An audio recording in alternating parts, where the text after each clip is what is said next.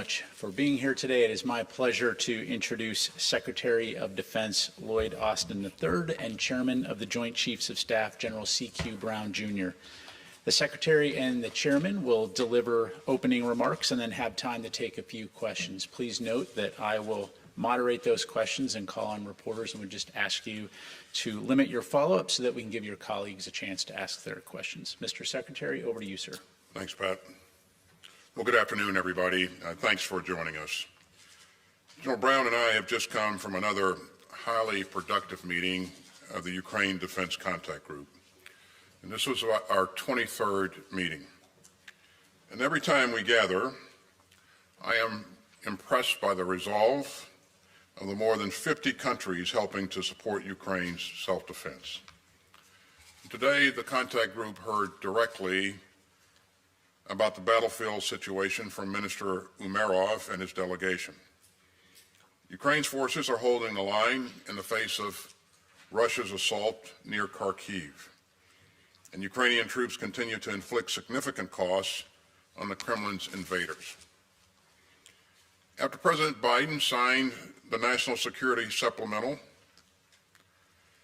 renewed U.S. assistance is reaching Ukraine at a steady pace. And last week, President Biden announced a new security assistance package through another drawdown from our stocks. And this $225 million package provides Ukraine with more air defense interceptors, armored vehicles, anti-tank weapons, and artillery systems and munitions. And Ukraine's partners around the world continue to stand up to Putin's aggressions. This coalition remains steadfast and strong. And the contact group remains determined to meet Ukraine's urgent capability needs and to help Ukraine deter Russian aggression for decades to come. Contact group members continue to step up and to get Ukraine what it needs and when it needs it. Air defense remains Ukraine's top priority.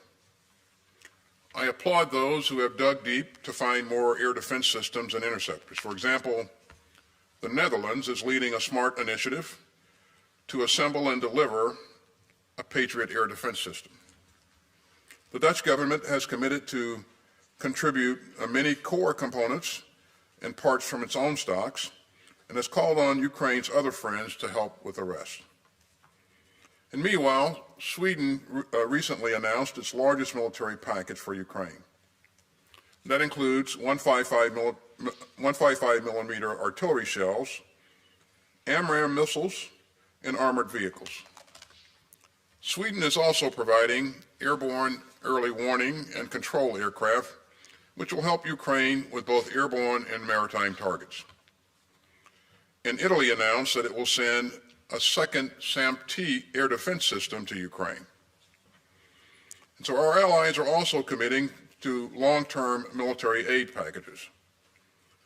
More and more countries are enshrining these commitments in long-term bilateral agreements with Ukraine. And I'm pleased that the United States and Ukraine will sign our own bilateral security agreement today. Together, we're working to forge long-term security for Ukraine, and I continue to be impressed by the work of the contact group's capability coalitions. Today, we heard an update from the Drone Coalition, and let me thank Latvia and the UK for their leadership of the Drone Coalition. This capability coalition is helping to expand Ukraine's asymmetric capabilities. And that's especially important as Putin relies on Iranian UAVs to target Ukrainian cities and civilians.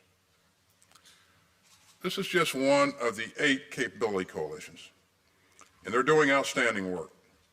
Together, we're helping Ukraine build a formidable future force, one that can deter aggression over the long haul. We remain determined to keep supporting Ukraine while ensuring our own military readiness at this challenging moment. And that includes a robust defense industrial base. So we spent time today discussing ways to expand the production of critical munitions and systems and to deepen our coordination through the capability coalitions. Now, I just want to be clear about why I've convened this group, this contact group, 23 times now. Putin thinks that he gets to determine which countries are real and which countries can be wiped off the map. That's incredibly radical and incredibly dangerous. So let's be clear. Putin started this war by invading his peaceful neighbor. A permanent member of the UN Security Council is trying to deny democracy to more than 43 million people. And the Kremlin's war of imperial aggression has horrified countries around the world. Ukraine matters to the United States and to the entire world. If Ukraine falls under Putin's boot, Europe would fall under Putin's shadow. If Putin tramples Ukraine, he would be emboldened to commit more acts of aggression, and the world would enter a far more dangerous stage. So we understand the stakes, and the outcome of the war in Ukraine will help set the trajectory for global security for decades to come. And this contact group will continue to defend Ukraine's sovereignty in all of our security. So we will continue to stand up to Putin's aggression and atrocities. We will continue to find new options to get Ukraine the air defenses that it needs to defend its skies. And we will continue to move heaven and earth to get Ukraine what it needs to live in freedom. And with that, General Brown, the floor is yours, sir. Well, thank you, Mr. Secretary. Good afternoon, everyone. Just last week on June 6th, I was on the beaches of Normandy to commemorate the 80th anniversary of the D-Day invasion. We're alongside President Biden, Secretary Austin, and other world leaders. We honored some of the last living veterans who fought in World War II, our greatest generation. On the evening of 6 June 1944, President Franklin D. Roosevelt provided a public statement describing the brave man fighting a world away. He said, "They fight not for the lust of conquest. They fight to end conquest. They fight to liberate. They fight to let justice arise and tolerance and goodwill will among all thy people." D-Day showed us the power of cooperation. It showed us that liberty prevails over aggression when nations come together for a just cause. Now we find ourselves in another crux of history. This is a driving force of this Ukraine Defense Contact Group. To come together, united for the cause of Ukraine, for the cause of our nations, and for the cause of the future. Once again, I want to thank Secretary Austin for your steadfast leadership in guiding this international coalition. I also want to thank Defense Minister Umerov, who joined us today, and for his continued leadership of Ukraine's military forces. And to all the nations that are represented here today, I also want to thank them. Their contributions to support Ukraine's effort to maintain its sovereignty. Russia's war in Ukraine tests the very foundation of security on which the world relies. Russia's unprovoked aggression challenges the security and prosperity of all nations. As I've said before, might does not make right, but might does shape outcomes. Through this contact group's collective support of Ukraine, we are aligning the might of this world with what is right. The global response to Russia's unprovoked aggression has degraded their power and prestige, forcing them to further into isolation. And our unity only grows stronger.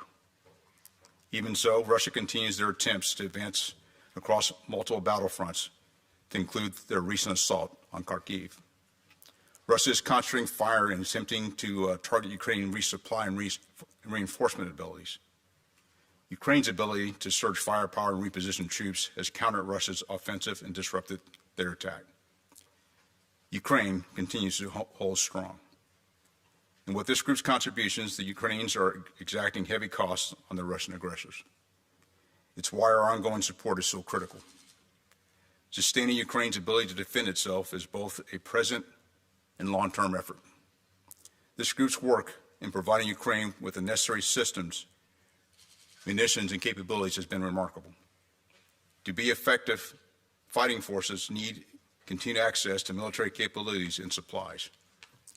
And our support, combined with the Ukrainian will to fight, has proven time and time again that Ukraine will not bend. Their fighting spirit is ironclad. But will itself is not enough, which is why we remain focused and dedicated to these efforts. Just last week, as Secretary Austin mentioned, we announced the 59th drawdown package of military capabilities for Ukraine.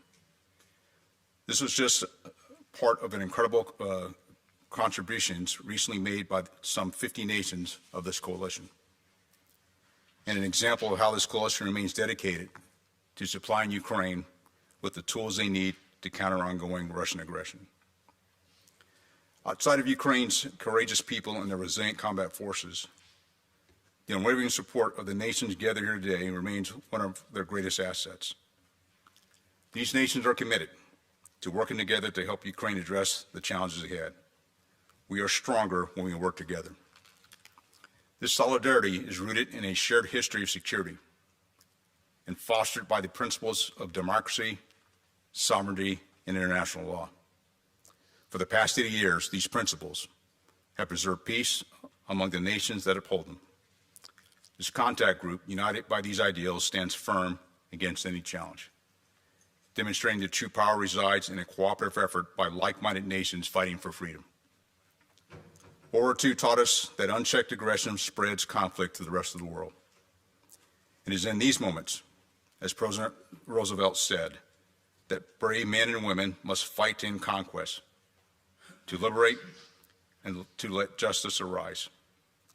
The brave service members of the Allied nations came together 80 years ago and executed Operation Overlord, knowing that freedom and sovereignty depended upon their success.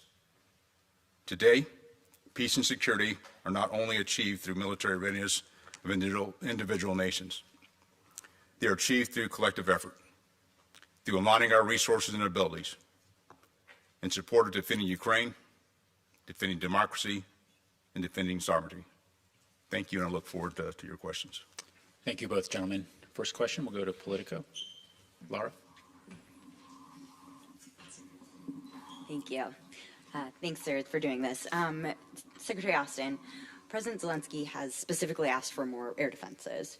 Germany has announced an additional Patriot. Italy has announced a SAM-T. Will the U.S. answer that call and deliver an additional Patriot to Ukraine? And if you can't answer that, or if the answer is no today, what is the holdup? And then for General Brown, Ukraine has said it has 30 pilots ready to go through pilot training for F-16s, but there are not enough spots in the U.S. to take that. Is that true from your perspective? And if so, are you looking at expanding that training pipeline, or are you confident that Ukraine will have enough pilots and maintainers trained on the planes by the time they arrive this summer? Thank you. Thanks, Laura. Regarding Patriots, air defense has been at the top of my agenda for a long time. And for month after month, you've heard me emphasize the importance of providing Ukraine additional air defenses. You know that we've provided a Patriot to them already. But not only that, me and President Biden and Jake Sullivan and Tony Blinken spent a great deal of our time encouraging others to provide additional capabilities. And it's not just Patriots, it's NASAMs, it's SAMTs, it's a number of capabilities that Ukraine needs, and they need the interceptors to complement the platforms. I don't have any announcements on Patriot batteries today, but what I can tell you is that I continue to work this, and I'm in constant contact with my Ukrainian counterpart, and we're going to do everything we can to make sure that they have the capability that they need, and they would get it there as quickly as we can. Nora, we have an Air Force capability coalition. It's one of the 8 capability coalitions that's focused on, in this case, working with the Ukrainians to get their 4th generation fighter capability up and running. The United States is one of the co-leads associated with that, and so not only do we help provide training for their pilots, there's other countries that are also supporting the training as well. So there is capacity for training, both in the United States, but also with some of the partners as part of that capability coalition. And so we'll continue to work with them, but it's not just the pilots you have to have, and having not only flown the F-16, but understanding that maintenance is also a key part of that, and training the maintainers. And we're working diligently to make sure that the Ukrainians have what they need, and the goal is to get them those F-16s this summer. Okay. Next question, we'll go to ANSA. Mattia. Yes, hi, National Italian News Agency, ANSA. It's just a follow-up question to my colleague. Because we have been reading in the press about this new extra Patriot system. There is no announcement today. But what I would like to ask you is that we know that the US is the biggest holder of these Patriot systems. So what is the reason why you are holding back around? Is operational system reasons that you can't move kit from one theater to the others? It's just for us to understand. And secondly, for you, General, what is your assessment on the ongoing military campaign in Kharkiv? Do the Ukrainian forces have enough now to resist and possibly regain the initiatives? And do you see other critical risks along the front right now? Thank you. Again, air defense remains a top priority, and we are working this on a daily basis. You know, I've seen some of the press reporting. What I will tell you is that there will be no change in our Patriot coverage in Poland. I know that that was a component of a previous story there, but there is no change in our Patriot coverage there. We're going to do everything we can to get Ukraine what it needs. We're going to encourage others. We're going to work with others to get Ukraine what it needs as quickly as we can. And this is not something that the Ukrainians are guessing at. I'm talking to them on a daily basis. So. Reference your question regarding Kharkiv. What I would tell you, the situation is somewhat more stabilized now than it was over the past several weeks. And one of the things that the Ukrainians have been focused on over the past several months, going into 24, is building out their defensive lines. And they've been fairly effective in building those defensive lines, which has created a bit of stability. You know, one of the challenges, though, is that when the movement by the Russians towards Kharkiv, it actually pulls away focus and capability from other areas for the Ukrainians and spreads their offenses a little bit more. But what we've seen is that Ukrainians have been very good at holding their defensive lines, and I think they will be able to continue to do that there in Kharkiv as well. Thank you. Next question will go to Voice of America. Carla. Chairman, first to you, Mr. Secretary, I'd like a question to clarify U.S. policy.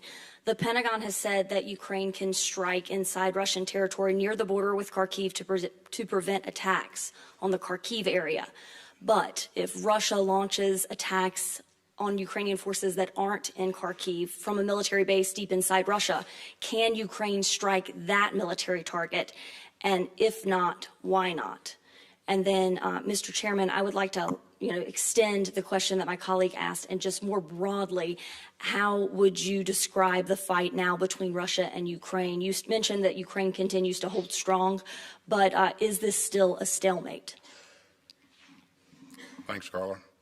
As you know, Ukraine requested permission to conduct counterfire in the Kharkiv area using U.S. weapons, and President Biden granted them permission to do that.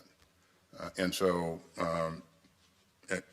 our policy in using long-range strike capabilities to conduct strikes deep into Russia, that's not changed. But the ability to conduct counterfire in this close fight in the Kharkiv region is what this is all about. And the Ukrainians, my expectation is that they'll put that to good use. So. Carla, I would share with you, if you go back over the course of this conflict, what the Ukrainians have been able to do to regain greater than 50% of the territory that was first taken by the Russians, to be able to regain that, but at the same time, the support of this contact group to help provide them capability to defend themselves. I mentioned earlier about the defensive lines. They've been able to hold the defensive lines. But what we don't talk about is the amount of attrition that the Ukrainians are able to put against the Russians, although they are outnumbered. The way the Russians have lost personnel, but also lost platforms, is pretty traumatic from a number standpoint. And the Ukrainians have done an effective job of holding those lines and continue to do so. We have we have time for one more question. Let's go to Reuters. Sabine? Policy hasn't changed. Let's go to the final question here. Secretary, several allies lifted some of the restrictions placed on the donated weapons about 2 weeks ago. Can you tell us what kind of an impact that has had on the battlefield so far? Have you seen progress? What kind of progress? Or isn't it going far enough for you? Thank you. You know, I can't speak for what allies, what weapons have been used or not used and what effects that's had. What I can speak to, though, is what I'm looking at in the Kharkiv region. The intent of allowing them to conduct counterfire was to help them address the issue of Russians conducting staging, building staging areas just on the other side of the border and attacking from those staging areas. So they have the ability to engage Russians just across the border now, and I'll leave it to the Ukrainians to talk about the specific effects that they've seen. But what I see is a slowing of the Russians' advance and a stabilizing of that particular piece of the front.